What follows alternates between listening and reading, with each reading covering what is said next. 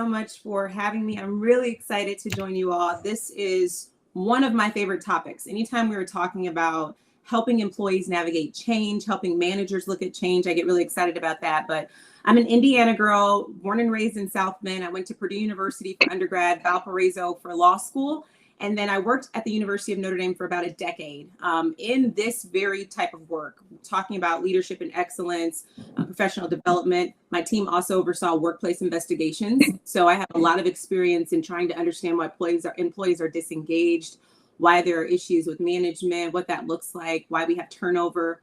So I did that for quite some time. And then I was tapped to join the governor of the state of Indiana, who was the 51st governor, our previous governor, Governor Eric Holcomb, to help with workplace culture, but also culture statewide. How could we look at, opportunities to improve our birth rates, and, look at opportunities to improve maternal health and early education, looking at the gaps in services from the state level. So it was a really cool opportunity that really was a compilation of everything that I'd done to date. And so once I left state government, I had made so many contacts and got to work with so many people. They were asking me, how can we continue to work with you even though you're not in state government? And my consulting firm that I've had since 2016, I went ahead and just jumped into it full time. So I've been full time in entrepreneurship for the past year and a half, and I absolutely love it. So excited to talk about this work that I do constantly with clients across Indiana and even some clients in Michigan. Amazing. Thank you for sharing that background and your story with us. We're very lucky to have you this morning. And I know you're so busy, and to carve out a few minutes of your day, we really, really appreciate it. So with that in mind, why don't we just kind of dive into the conversation? As I mentioned, and as you are fully aware, technology leaders are navigating AI solutions, they're dealing with cybersecurity threats, changing business priorities, dealing with tighter budgets. In your experience and from your perspective, what's the biggest leadership challenge organizations are facing today? Yeah, it's really interesting. A lot of folks are talking about AI and what that means to the workplace, and that is certainly something that we have to keep on the radar. It should be top of mind. But the biggest challenge that organizations are facing across industry, and not just in technology, but in a lot of industries, is that about 1 in 3 United States employees are completely engaged with work. That's awesome. That's about 33%. But that means that about 66% are completely disengaged at work. And that is a challenge that we have to figure out. And I tell people, because I oversaw workplace investigations at the University of Notre Dame for many years, oftentimes the complaints weren't rooted in things that had to do with technical skills lacking. The employees were highly competent. They were able to do their jobs very well. They weren't really rooted in issues of what you thought were discrimination or sexism or racism. A lot of times the issues that were faced with that disengagement was about the actual frontline supervisor or manager. And so I think organizations are going to have to take a step back, understand, how are we training our frontline supervisors? How are we training our managers and equipping them with the tools that they need to empower their teams that they have, to support their teams that they have? That's going to be one of the biggest challenges that organizations are going to have to look at. And they're going to have to really invest the dollars in that. And I'm a big Gallup data girl. Like, I love the Gallup polls. I trust their data. A lot of people do the Q12 Gallup poll for their workplace culture. And that data tracks with them. It's really about how can we build stronger managers and supervisors on that front line so that we can get all of our employees engaged.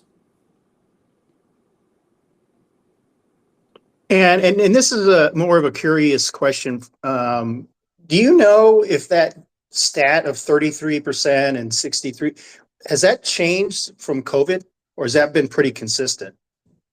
That's a really great question. I'm not sure. I don't have that specific information, but it's certainly worth looking at, because obviously with COVID, our work environments changed pretty rapidly. Many of us who were in the office constantly were suddenly working from home.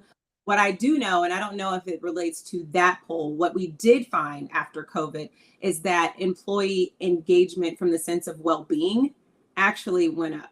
People were feeling better about work. They were actually a little bit more productive with their jobs because they were working from home and they were able to get dinner started and some laundry into the machine, and they were able to help the kids with the homework real quick, but then get back to their machine. So we did see that productivity. There are some polls out there from Gallup and others where productivity went up, but not sure about that overall stat of engagement. Okay, cool. We often hear that people resist change. Why do you believe people can handle change yet struggle when leadership lacks clarity? Well, I think the real issue, and again, this is from my years of experience working in HR at Notre Dame, and I worked for IU South Bend and for a short time. People don't necessarily fear change, they fear uncertainty.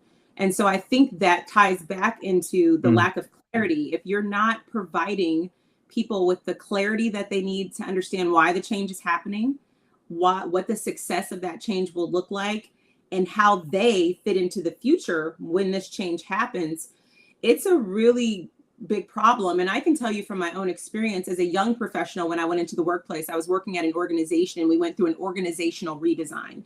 And an organizational redesign is just an HR term where you're looking at the structure of an organization. You're going to move some positions around. You may eliminate some positions. You may combine some. And so we went through this organizational redesign, and I was fresh out of law school. I was a new employee.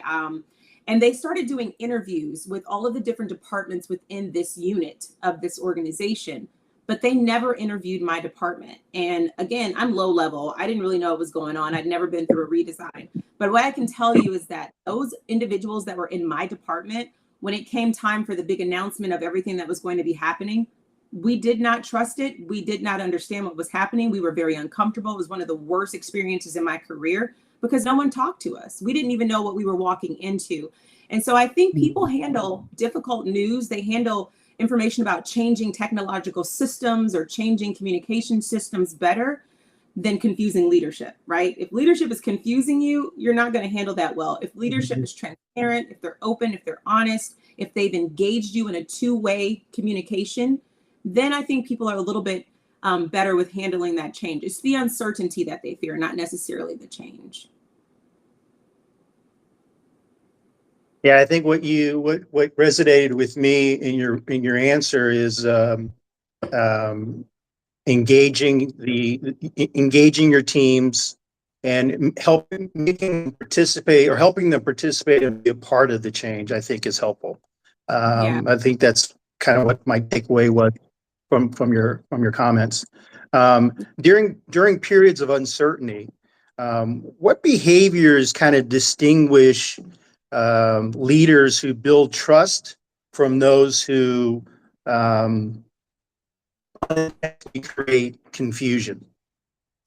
I'm a big proponent of emotional intelligence. I do a lot of training on EQ, and it's really interesting. There's some books out there, and I have a sources list for the attendees of this webinar that cites one of those books. But there are some books out there that really talk about how sometimes EQ is better than having stronger IQ, right? Because you understand how to be aware of yourself, how to relate to other people, how to read the room.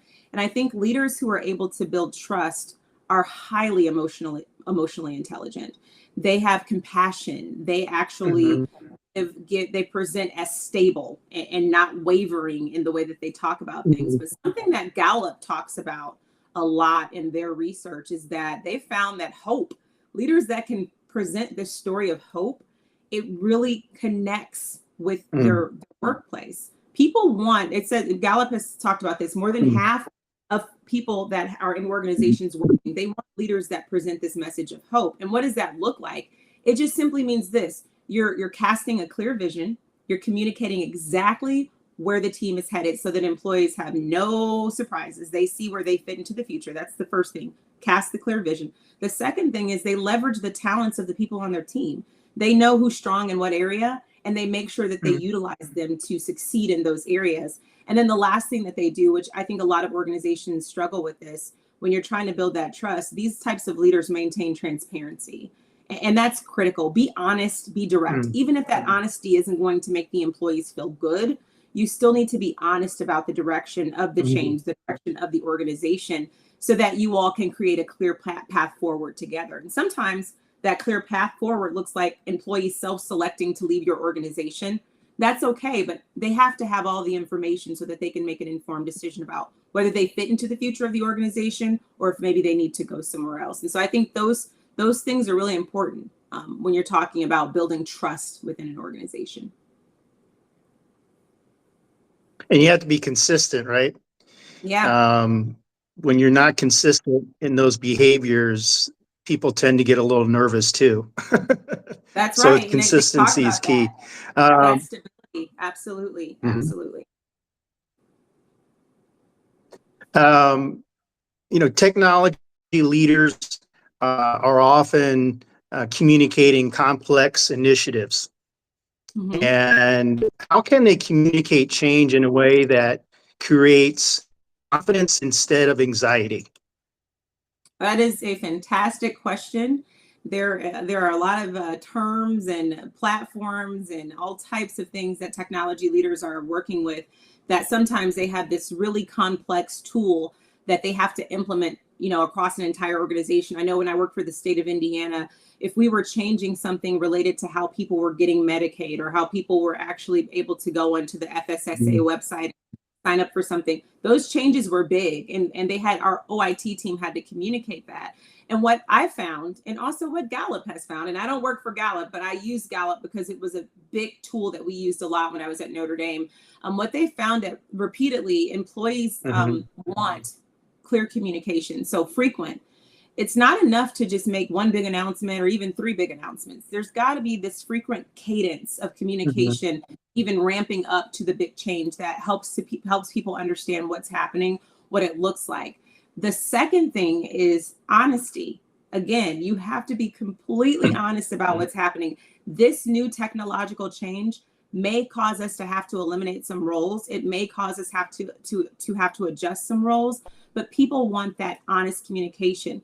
The other thing is, we talked about this before, two-way communication. Anytime we would roll out a big technological change at Notre Dame or even at the state level, we would pilot that change Mhm. first with a couple of different groups, and we would get feedback from Mhm. those groups to see how people were impacted. And then that way we could go to the larger, broader employee base and say, this is what we found when we did this pilot program. Let's see if we have any other feedback from our employees. Those things are critical because you can't just implement a big change that's going to alter the way people are doing their work or receiving information and not have those steps of frequent communication, honest communication, and some type of pilot where you've gotten two-way feedback.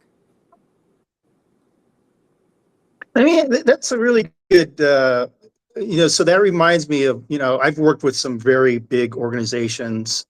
I don't Mm-hmm. need to name a few, but they took a similar approach where they would do a pilot and get feedback. But Yeah. here's the downfall. I'm curious to know if you experienced this at Notre Dame or at the state level or what have you. Is they didn't listen to the feedback. They just did it anyway. and so That's the and so problem. that caused frustration. Like, why would we fill out a survey or why would we Yeah. provide you feedback where you're not going to listen anyway? You're just going to do it.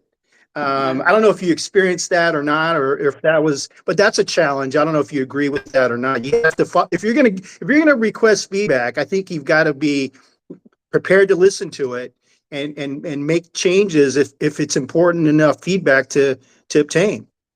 I agree 100%. And as a consultant now that goes in and I sit down with C suites and we're talking about this kind of stuff, this Mhm. is what I tell them. If you're going to hire me to come in and sit down and talk to your employees in small group discussions, or we're going to do surveys.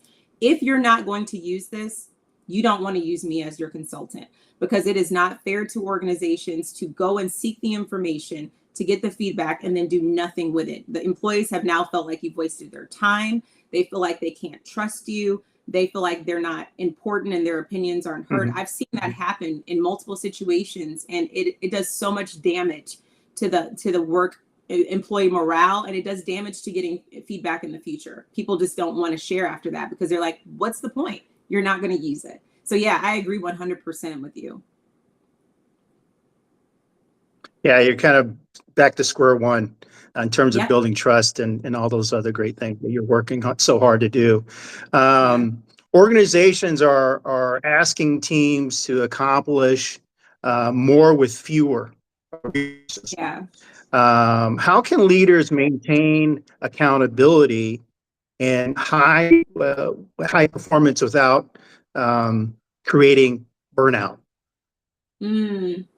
Yeah, that's a really great question, and it's really tough right now because budgets are shrinking. This is like industry wide. I'm seeing folks come to me like, I before I had 10 direct reports, and now I'm being told that I have to operate and do this with 4 direct reports. Before we could go to the conferences where we could get the information, now they're saying I can only send one person to 2 conferences where we used to go to 5.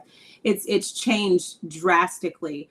And this is what I tell a lot of my clients that I work with, and even friends. I was on a call the other night with a friend that I used to work with, and she's going through a tough employee relations situation. And I talked to her about this, but I think people are less likely to burn out. Number one, when you are a compassionate leader who cares.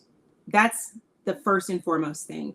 You know, we talk a lot about technology rapidly evolving. What I can say is that humans, we're not really rapidly evolving like that. And some of the most basic things like emotional intelligence and empathy and actually showing what someone you care about them, it goes a long way. And so let's start there. Having an authentic conversation with your direct reports as humans, understanding that, yeah, their workload expectations have increased, but they still have spouses or children or aging parents that they're taking care of, or they're going through a divorce, or they've dealt with the death. They still have other things outside of their work that is going to impact the way that they show up. So just being a compassionate leader helps. The other thing is clear expectations. If someone's job expectations have changed so drastically where they were once doing this, but now they're doing a whole another person's job plus another half of a job, you better make sure those expectations are clear as to what are the KPIs, what are the key performance indicators for this person now, because those have shifted. What are the objective key results that they should be looking at? Those things have shifted. So making sure that those expectations are clear, and then making sure that they know that their opinion does matter. Look, the work's the work. And I'm someone that believes in high performing teams. And when we got to go, we got to go. We might not get to sleep for a few weeks, but we'll get to the point where we can take a break and rest. But I'm also someone who believes that you got to listen to your team. If they're telling you this is too much, I'm tired, well, guess what? You as the leader, you got to figure out a way to step up and step in to help fill that gap. If you don't want to step up and step in and help fill that gap, then you shouldn't be a leader. Leadership is not about being lazy. It's about making sure that if your team needs you, that you're not just dictating, you're stepping in and you're doing the work as well.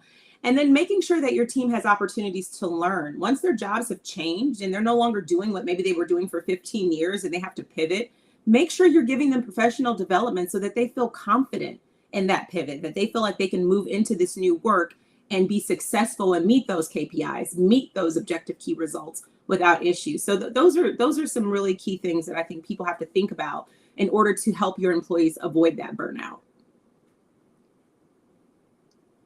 Those are great insights. When I think of the word compassionate leaders, or compassionate leader, I think of leaders that show up as human beings.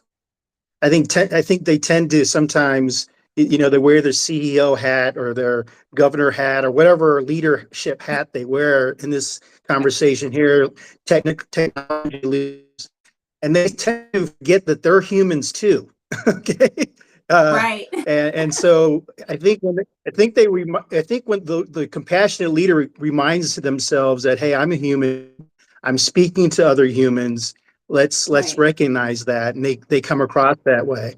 As you talked about high performing teams, and you look back at the high performing teams that you were a part of or you worked with, what are some of the key qualities that they consistently share? So let me speak to it from not the manager standpoint first, from the employee standpoint first, because I had an incredible VP at Notre Dame that I worked for, and I can speak to how I felt when I worked for him in leadership. I knew what was expected of me, first and foremost. I knew what my job was, but I also knew the other people on my team, what their jobs were, and how those jobs how they lined up and how they could cross connect and cross work. I knew what those expectations were. The other thing was I had the materials that I needed, right? And when I didn't have the materials that I needed, I could go and have an honest conversation about that and say, listen, I don't have the FTEs that I need to do this. So then maybe we can and see if someone else, one of their team can give me a couple of employees for this. And those types of things happened. And then I knew that my opinion mattered to him. Mhm. If I spoke up in a meeting, I knew that he actually cared about what I had to say. I wasn't just, and listen, I'm not someone that's going to speak up in a meeting unless I have something to say, because I am very thoughtful with my words. So I knew that my opinion mattered. And then he encouraged my professional development. He's the one that took me through all of my executive presence and emotional intelligence training. He hired consultants to come in and work with me and others that he really believed in.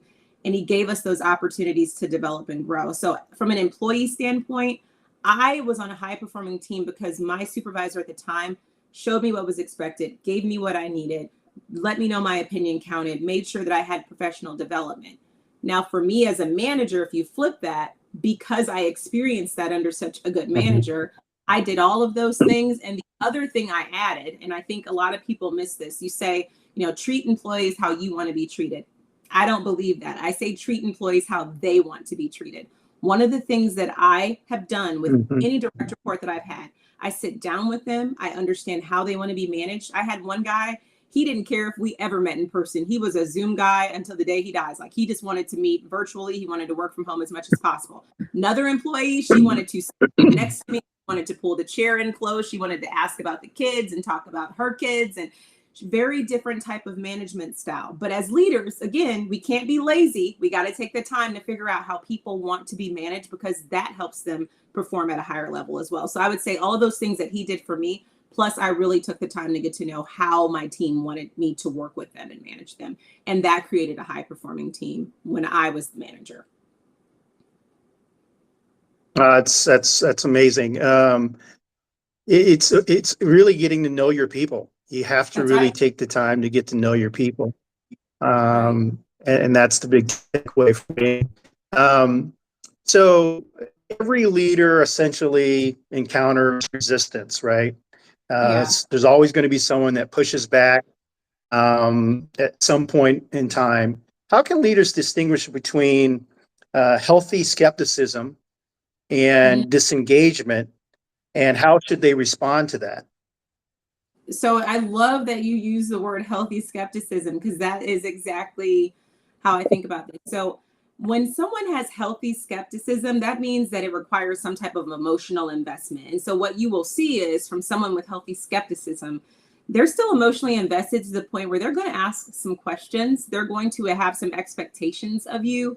When someone is disengaged and really being just, they've kind of completely turned off any attention to what's happening, that looks like withdrawal. And so if you have employees that are not talking, if they are not asking questions, if they are showing up late, if they are late on getting assignments turned in for projects, they are disengaged. They've withdrawn. And you really need to maybe do some surveying. You need to do some group feedback. But if you have people that are asking healthy, reasonable questions about why things are happening, why this isn't going this way, that's a bit of healthy skepticism. And I think that's a positive thing. You want those on your team that are going to ask those tough questions, because that means they're still engaged. When people stop asking the tough questions, that's when you need to worry. They're probably not really in that much involved or interested or invested in the work anymore. Yeah, great insight. I would agree. I think if there's a difference between healthy skepticism and disengagement, For sure. you've got it, and they cover different opportunities and different problems. Um, I don't know how much AI you use in your own consulting practice, but we all know that it's become more and more embedded in everyday work. Yeah. What human leadership skills will become even more important over the next few years as a result of AI, in your Okay. opinion? So this is so interesting, because it goes back to something I mentioned before. AI is not going to eliminate the need for emotional intelligence. It's actually going to increase the need for emotional intelligence, because you have to be laser focused on what's happening, right?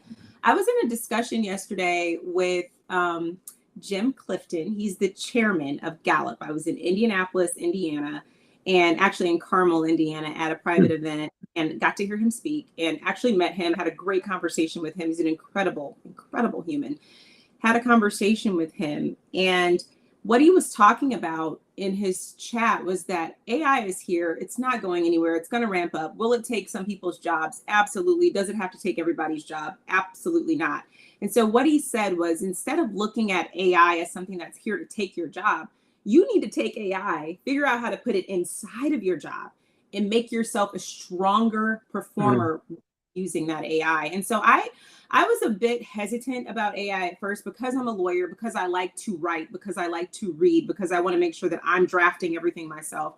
I was a bit hesitant about that at first, but I've kind of leaned into it a little bit more. And there are some huge opportunities for folks to really use it to cut your work in half. For me, it's not about putting in some thoughts and asking AI to draft an entire document for me. It's about working smarter. So I'll ask AI, I got to do this presentation.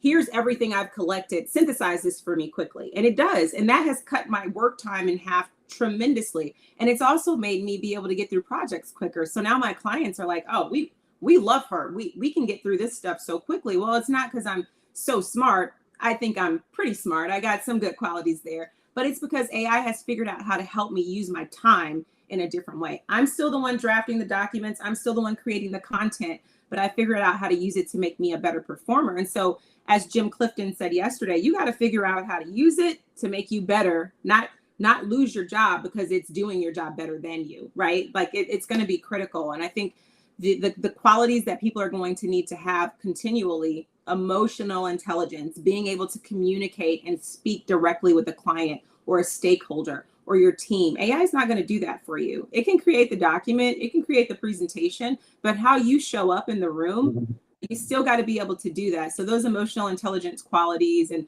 public speaking qualities and just being a very good human in general, those things are still going to matter. And when you work with leaders on EQ and improving their EQ, what are kind of just some simple ways to help them with that? I know there's a lot of literature out there on EQ that they can read, but in your practice, how do you help them improve their EQ, especially as it relates to AI being so heavily involved in their everyday work? Yeah. So for me, one of the most important aspects of emotional intelligence is self-awareness. And the way that I work with leaders on that is we figure out their triggers in the workplace. What is it in the workplace that really knocks you off your game or gets you upset, or you start to feel that weird thing in the pit of your stomach, or you get agitated? We work through triggers because your self-awareness, there are a lot of leaders that I've sat in the room with the leader and their team during the initial meetings. And this leader thinks that they are just so relatable and they can connect. And as soon as the team walks in the room, you can feel the tension. Being self-aware, how do you perceive yourself, but also how are people actually perceiving you? Helping people figure that aspect out, because AI is not going to really be able to figure that out for you. You have to actually do some deep work, digging into your past relationships, past work history, figuring out what triggers you and why. That self-awareness aspect is huge, because that's where a lot of frontline supervisors and managers slip up. They're completely unaware as to how the people that they're working with perceive them, and there's the disconnect. And so that's one of the most critical aspects. And it's probably, of all of the different types of leadership sessions that I do with C-suite, I would say emotional intelligence, EQ, is huge. The other one is part of emotional intelligence is well-being. A lot of leaders, because we are so busy and we operate at such a high level and we're working on strategy and we're flying to this meeting and we're flying to that conference, and then we have these one-on-one meetings with these direct reports and we got to get this done. We don't often take the time to take care of ourselves. If you're an unhealthy person, you're going to show up in an unhealthy way when you lead. And so working with them on self-awareness and emotional well-being has been a game changer for quite a few of the leaders that I've worked with. And then that way, when you're healthy, when you actually know that how your team is responding well to you, you can infuse AI into anything that you're doing and it won't cause a lot of issues. So I think those are really critical. No, I appreciate that. That's great insight. And before we continue, I just want to let the audience know I'm seeing your questions. We're going to have time to get to all of your questions at the end. We've allotted some time for that, so I appreciate your patience. But we'll get to your question shortly. So, if you are advising a CIO or a CTO or a CISO uh, who's leading a major transformational change today, what three practical actions you recommend they can begin next week or today? Okay, so there are three things, and this is heavily rooted in Gallup's research. And so if you get the sources cited list, because I'm not going to cite them accurately or correctly, I'm just kind of talking, generally. I'm actually giving you an overview, but if you get the sources cited list, there's some resources for reading on there that you can actually go into it and look at how Gallup lines this up.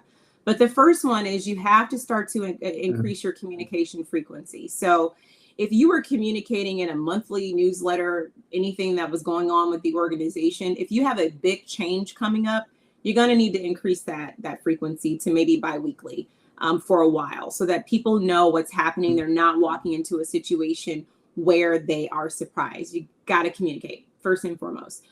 That's an easy change to make. That is not difficult. It should not cost your organization a lot of money. You should be able to do that without breaking the bank. The second thing, and this is when we get back to my belief that if you are a lazy manager, you are doomed, because you have to put in the work. The second thing is you need to meet with your employees individually. So you, as the big person at the top, you obviously can't do that. You have direct reports, and then they have direct reports.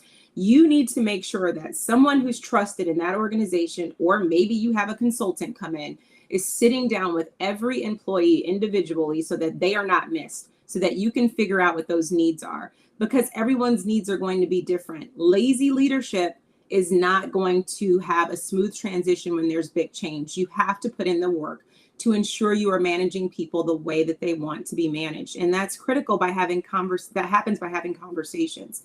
And then the third thing, and the most important thing, is that I think we sometimes assume, especially leaders, because often as leaders, we are high performing type A personalities who were probably really great in law school or in our PhD, or we did great with whatever BS or BA we got. We're really, really sharp people. We assume that everybody can get the information on the first time, like maybe we do. And that's not always the case. And so the third thing is that you're going to need to clarify expectations frequently, right? Not just communicate frequently what the change looks like. You got to also clarify expectations frequently, because some team members need repetition, and that's okay. There's nothing wrong with that. Making sure that you're repeating what those expectations are, and then maybe even building in some check-ins. So increase that communication frequency. Make sure that you're talking to people to the extent that you can one-on-one, and then making sure that you're clarifying those expectations pretty frequently through repetition is important. And that really is rooted in a lot of Gallup research that folks have done, globally, actually, globally. It's been done globally. So those would be my three recommendations. Those are practical. Those are easy. Yeah, those are great. And those are, like you said, they're easy. They can actually be implemented today. And it doesn't cost much. So that's awesome. When you look at the next 3 to 5 years, what do you believe will define the most successful technology leaders?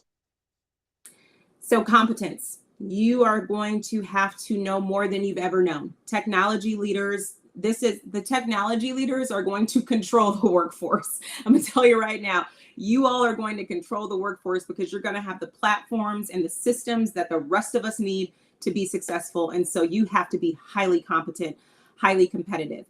But the thing that will really differentiate you, because a lot of technology leaders are geniuses anyway. Some of my favorite friends to talk to are my CIOs and chief information officers that I got to work with. They're so intelligent.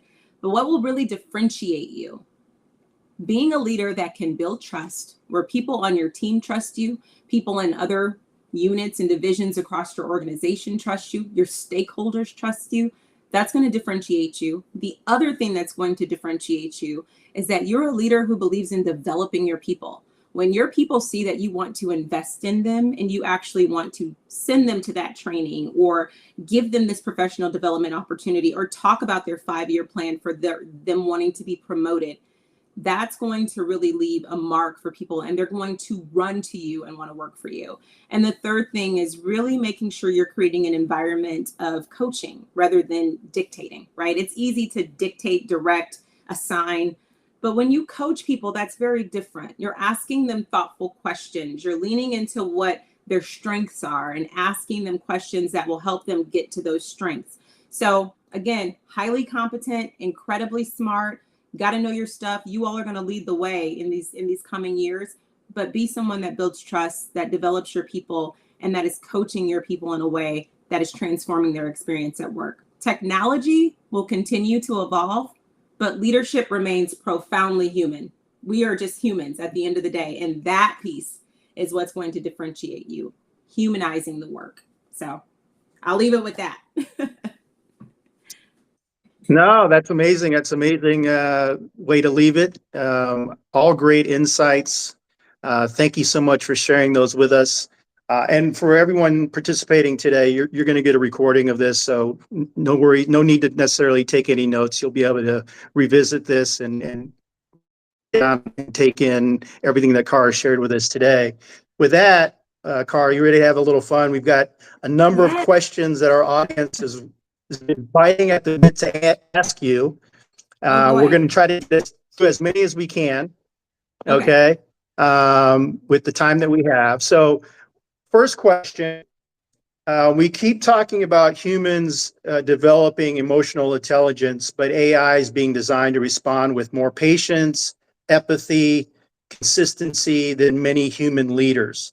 Since AI learns from a world that often lacks those qualities, who should define what emotional intelligence AI looks like, and how do we prevent it from reproducing our emotional failures? That's such a beautiful question. And it's so interesting because I was having a conversation with AI intentionally recently. And it's so funny you say that. AI has figured out that I am a human leader that loves to interact with people where they are. And so when AI talks to me, it often will say, and Karrah, as you have shown through your work, people this and emotional intelligence matters so much. It starts to pick up whatever I'm putting into it, which I think is pretty cool. But the people, and AI and I have had the conversation about this. One of the things that is missed a lot of times in AI is that it doesn't know until you tell it if it's talking to someone from a diverse background or someone that maybe has come from a very challenging background or someone that doesn't necessarily have all the skills that they need to be successful. And so I think one of the challenges is those that are building these platforms that are using AI to, whether they're AI is managing something, a project, you're going to have to sit down with the workplace experts who've been rooted in factual data and findings, things that have actually been tested. There's methodologies that have been tested through the workforce over years. Organizations like Gallup, they actually need to partner with organizations like ChatGPT or whoever runs that, right? They need to partner with each other because I think it's going to be critical that you have those insights from like a Q12 Gallup employee survey, and that you have those insights from ChatGPT. And then I think it's going to be critical, and this might sound absolutely insane to some people, but I think that folks that are building out AI are going to have some conversations with psychologists and mental health therapists and those that understand those worlds. If you can get psychologists, mental health therapists, the Gallup folks, ChatGPT, anybody that's building platforms like that in one room to talk about what this looks like, you might have some pretty powerful tools that I think leaders will be less nervous about utilizing, for sure. And dare I say that you talk to folks that have worked with folks from a myriad of backgrounds, whether that's racial demographics, gender, folks from different geographic locations, because all of those things, they do matter. As much as we try to say that they don't matter, those things absolutely do matter to how people show up in the workplace. So that's a long answer, but yeah, there's going to have to be a lot of people at the table to make sure that these platforms are accurately spitting out the type of emotional intelligence that I think will be healthy. Awesome. Um, Here's another question here. What should leaders communicate when they do not yet have all the answers? And how can they create clarity without making promises they cannot keep? Oh, That's a that's great question. such a great question. Oh my goodness. Because I've been in situations where leaders, because they didn't have all the information, but they didn't want to scare the employees, would promise something that they couldn't ultimately fulfill. And that did so much more damage than good. So, this is what I tell people: when you don't have the answers, say that you don't have the answers. Say that you all are going through this process and this journey together, right? Because that's what I've had to do on Right. multiple fronts, especially when I was working in state government. I had a team of people that worked for me and with me. And there were times where we were running into a dilemma and I didn't have the answer because the chief of staff hadn't given it to me yet. And maybe he was never going to give it to me, but we got to figure this out. So just know we're going through this journey together. And this is the most important part. When I do have the answer, I am going to follow up with you so that we can talk about what that means, what the implications are of that. Don't tell them you don't know and then never follow back up. You got to tell them you don't know and promise them that when you do know, you're going to communicate that. And then the part about over promising or making a promise that you can't keep. Listen, you got to have some HR folks on your team that are sitting down with you, or a general counsel that's sitting down with you and saying, hey, you got to be really mindful of your words. Because when you tell an employee that you're going to do something, or something is going to happen and you don't do that, or it doesn't happen, you have now hurt your employee morale to the point where we're going to have to work 3 times as hard to get that trust back. So don't promise things you can't promise. Just say, I don't know right now. I got to get that information, but when I have it, I'm going to share it. And when you do have it, make sure you go share it. Yeah, I think the key there is making sure you follow up and provide that answer. Yeah. So critical. Um, Here's another question from our audience. And by the way, if you want to submit questions, just submit the question in the chat box. And we'll try to get through as many as we can. You mentioned that teams sometimes have to push hard for a short period. How does a leader distinguish a true temporary emergency from a culture that has normalized overwork, and what signals tell them it's time to stop? Yeah. Yeah, that's tough. And I've been in those cultures before where it is a culture of everything is an emergency. Everything requires staying late. Everything requires responding to an email at 2 a.m., right? It's a very, very bad culture to work in. And you have to really push the reset button. If you're in a culture where everything's an emergency, I'm concerned that maybe there's a lack of prioritizing what's important. And so, what we did in one of the organizations that I worked in, we started setting up like priorities, right? We understood these 5 things are the priorities for the year. If it's this, and this, and it falls in that bucket, then we're dropping everything else to make sure that those things are met. If you're not prioritizing with your employees and everything is an emergency, you're going to create a culture of urgency. Everybody's going to feel like on edge all the time.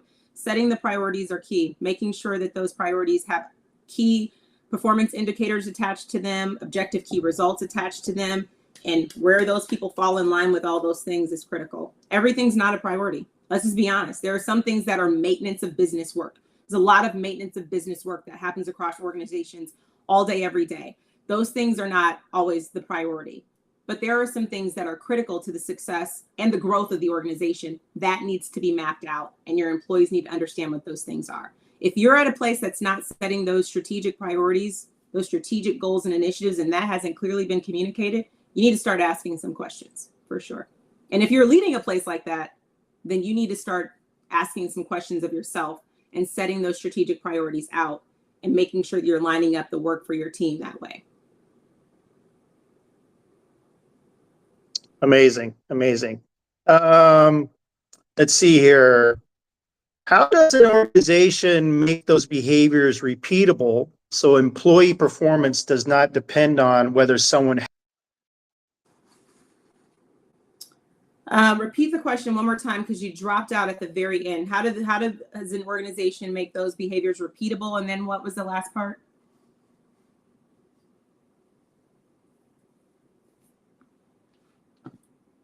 Hope I didn't lose Aiden. You still there? Can you hear me?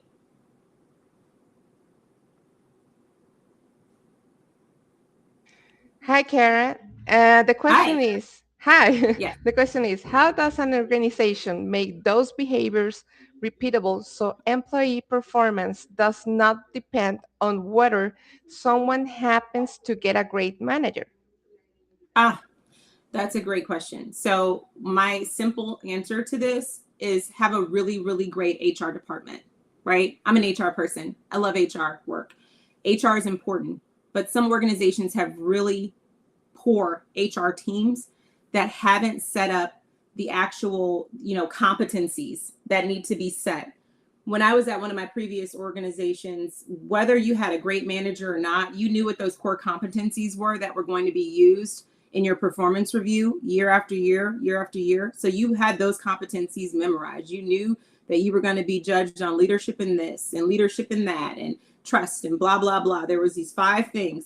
You have to make sure that your HR team is building out those competencies, not only so that your employees have an expectation of what they should be rising to, but also it protects the organization so that you're not treating people differently in different situations, right? If you have a group of employees and let's say one department is using these competencies and then another department is using these competencies and then another department is not using any competencies, now you have an issue where somebody's performance review is now under scrutiny and they can say, well, they gave me a bad performance review because I was a woman. They gave me a bad performance review because I was a Latina.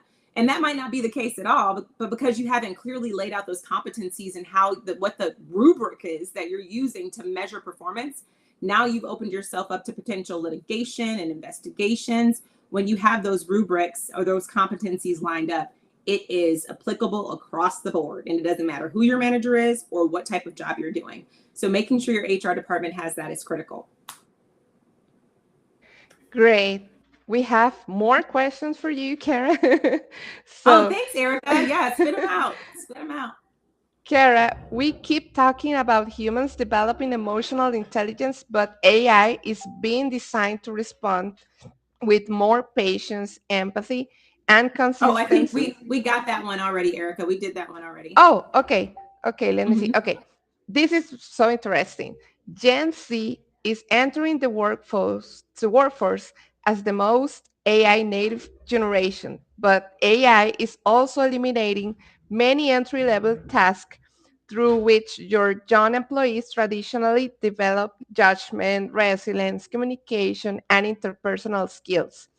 If we automate that apprentice lawyer, how do we develop Gen Z to emotionally intelligent leaders rather than merely efficient AI operators?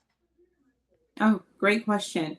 Um, First of all, I love Gen Z. I am the mother of a Gen Zer, 2 of them. One of them is 22 and the other one's 21. One works for the Colts and the other works for Amazon. And I go to them for a lot because they understand technology in a way that I don't, and I lean into that. And so I tell the organizations, yes, lean into those Gen Zers when it comes to bringing them in, that they can help with those technological deficiencies that some of your older employees like myself may have. Lean into that. Make sure that they're doing that work.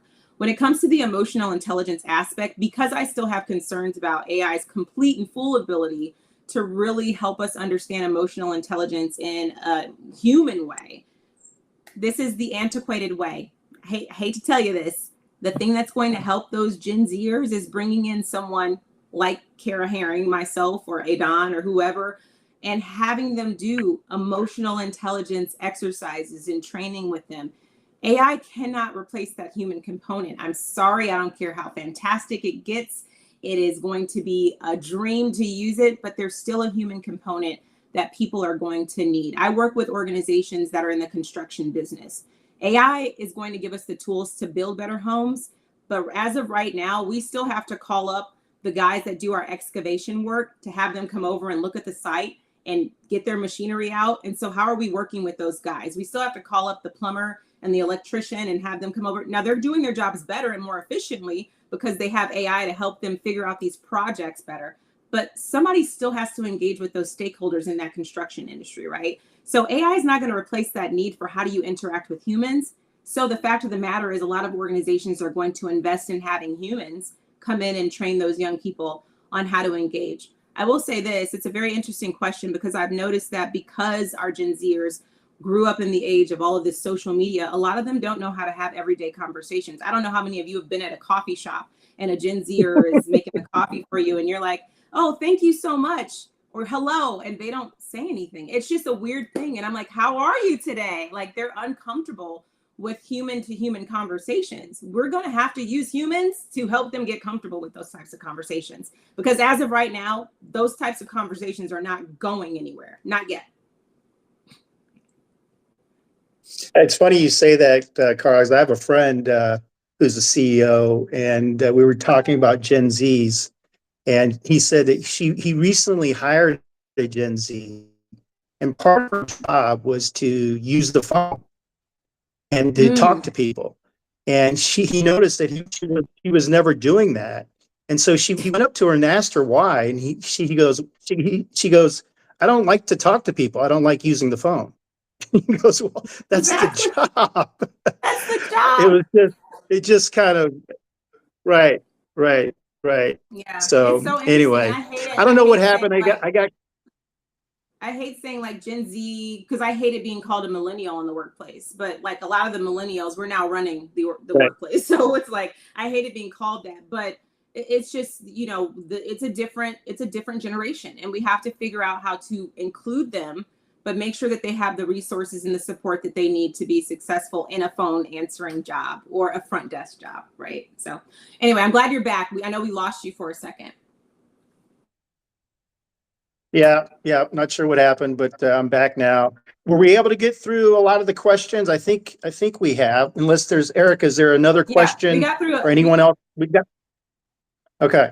All right. That's great. If you have, we've got just a few more minutes. If anyone else has another question they'd like to ask, put it in the chat. Otherwise, I'd love to give Karrah some time back to her busy day, but we'll stay on for another minute or two and see if anyone else has any additional questions that they'd like to ask. Yeah, and I'll just let you know that there's a resource sheet that they'll send you all, and it has the web links to some of the Gallup information. But one of the books that I highly recommend for folks that are trying to figure out emotional intelligence, it's an older book, but Goldman wrote a book on emotional intelligence, why it can matter more than IQ. It's by Bantam Books, and that's one of the books that I do recommend folks check out. You don't have to read the whole thing, but there's aspects of it that I think can be helpful. So just wanted to throw that in there. We only have one I'm glad question you mentioned more. that because okay. Go ahead, Erica. Okay. If everyone attending today's webinar could adopt one leadership habit starting tomorrow that will have the biggest impact on their team, what would you recommend?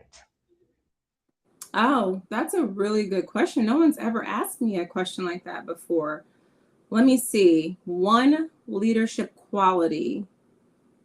If they show up with that tomorrow, it would have the biggest impact. This is just from the work that I've done and then with my own leadership journey. I think the one thing that a leader can do that would be really impactful for their team is to remind your team that you're human too. Because sometimes as the COO or the chief information officer or the CEO, or in my case, when I was with the state, the chief equity officer who reported directly to the governor, whether we know it or not as leaders, our people see us as these kind of like little gods up at the top of the organization that we're controlling everything. And we can be a little bit intimidating and scary to our direct reports and the people that are under them, and especially the people that are under them. And so if you can just show up in a way that humanizes you, you don't have to tell all your business. You don't have to give a sob story, but just being a little bit more human. Have lunch with your team, have coffee with your team, ask your team about how their families are, what's going on in their lives. Humanizing your interactions with your employees actually goes a really, really long way. So Yeah, that's what I would say. That's great, Karrah. With that, I want to thank you for your time, for your great insight today.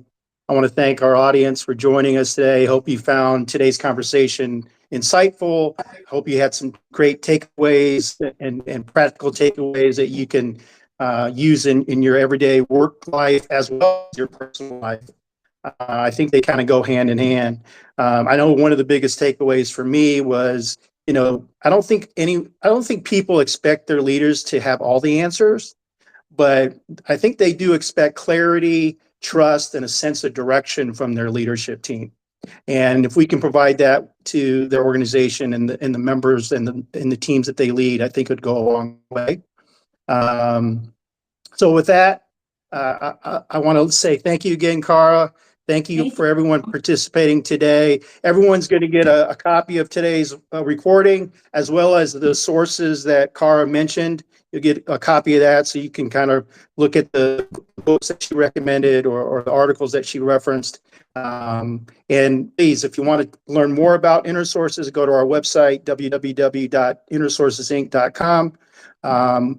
And hopefully we get to see you again on another episode of Safe Spaces. Have a great rest of your day and enjoy the rest of your week. Bye. Thank you.